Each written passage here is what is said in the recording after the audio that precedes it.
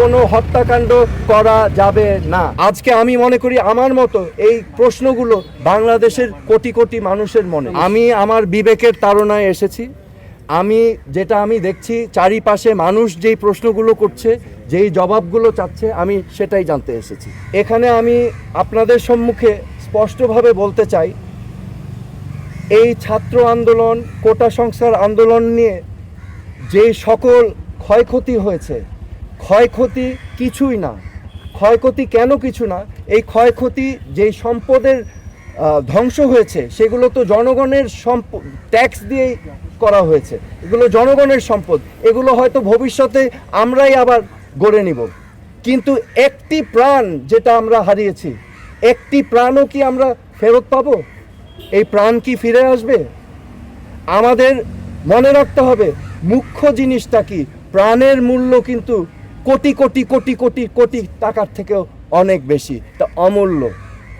তো আমার আজকে আপনাদের সামনে আমি স্পষ্টভাবে বলতে চাই, আইন শৃঙ্খলা রক্ষাকারী বাহিনীদের, আমাদের সেনাবাহিনীদের, যে আমাদের ছাত্রছাত্রী ভাই বোনদের বুকে যেন আরেকটা গুলি না যায়।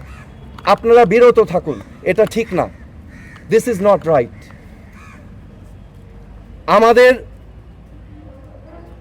আমি আজকে চলে এসেছি যে আমার জিমের কাপড় পরা, আমি আমার আবেগ, আমার বিবেকের তাড়না আমি চলে এসেছি এখানে। আজকে আমি মনে করি আমার মতো এই প্রশ্নগুলো বাংলাদেশের কোটি কোটি মানুষের মনে। তো আমি আপনাদের হয়ে আমি এখানে এসেছি আজকে, এই জন্যই আমার আশা।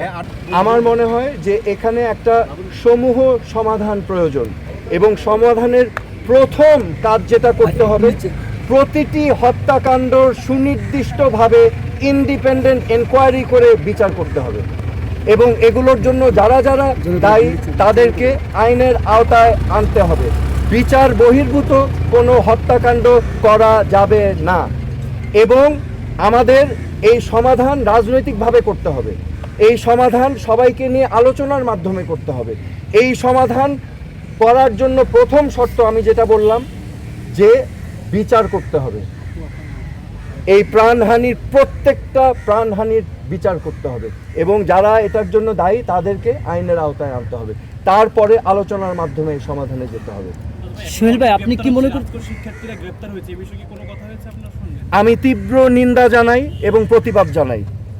শিক্ষার্থী ভাই বোনদেরকে গ্রেফতার করা থেকে বিরত থাকার জন্য আমি আহ্বান করছি। শিক্ষার্থীদের জন্য কোনো মেসেজ আছে কি যারা আন্দোলন করছে? শিক্ষার্থীদের জন্য আমার মেসেজ আছে, আমাদের ভবিষ্যৎ স্বপ্ন যেন বিনষ্ট না হয়। আমাদের বাংলাদেশ আমরা লক্ষ লক্ষ শহীদের রক্তের বিনিময়ে আমরা অর্জন করেছি। এই দেশটা তোমাদের, এই দেশটাকে তোমাদেরই করতে হবে। It is your responsibility, do not lose hope. Okay? এবং সামনের দিক ভালো দিন আসবে, কিন্তু এখন কষ্ট করতে হবে, হোপ আশা ছাড়া যাবে না। এই দেশটা তোমাদের সম্পদ, তোমাদেরই করতে হবে। তোমরা ন্যায় পথে থাকবে, সত্যর পথে থাকবে, অন্যায়ের বিরুদ্ধে প্রতিবাদ করবে। That is my message. আমি এই প্রশ্নটাই করেছিলাম যে এই 6 জনকে কি অতি সত্বর ছাড়া হবে কিনা। প্রতি উত্তরে আমাকে জানানো হয়েছে, হারুন সাহেব আমাকে, ডিবির প্রধান সাহেব আমাকে জানিয়েছেন যে ঊর্ধ্বতন কর্তৃপক্ষের আদেশ আসলে সেটা করা হবে। এখন উনি বলতে পারছেন না কখন। সো সেফ কাস্টডিতে আছেন অ্যাকর্ডিং টু দেম। ওকে ভাই, থ্যাংক ইউ। দেখা করার কথা বলেছেন, যে আপনাকে বলছে অনুমতি নিয়ে, আপনি কি আসলে দেখা করবে কিনা, বা আপনাকে দেখা করতে? আমি অনুমতি চেয়েছিলাম, কারণ আমার পয়েন্ট ছিল যদি গ্রেফতার হয়ে থাকে তাহলে আমার দেখা করার কোনো অধিকার নাই, কিন্তু যদি সেফ কাস্টডিতে থাকে তাহলে আমি দেখা করতে চাচ্ছিলাম। তো আমাকে সেটা ডিনাই করা হয়েছে, বলেছেন ঊর্ধ্বতন কর্তৃপক্ষের পারমিশন নিয়ে আমার দেখা করতে হবে। আমার কোনো পদক্ষেপ কর্মসূচি নাই। আমি আমার বিবেকের তাড়নায় এসেছি। আমি দেখছি চারিপাশে মানুষ যেই প্রশ্নগুলো করছে, যেই জবাবগুলো চাচ্ছে, আমি সেটাই জানতে এসেছি একজন নাগরিক হিসাবে। কিন্তু আমি বলেছি আমার একটা পরিচয় আছে, এই দেশের উপর আমারও হক আছে এবং সবার হক আছে। সো আমি সেই জন্যই এসেছি এখানে।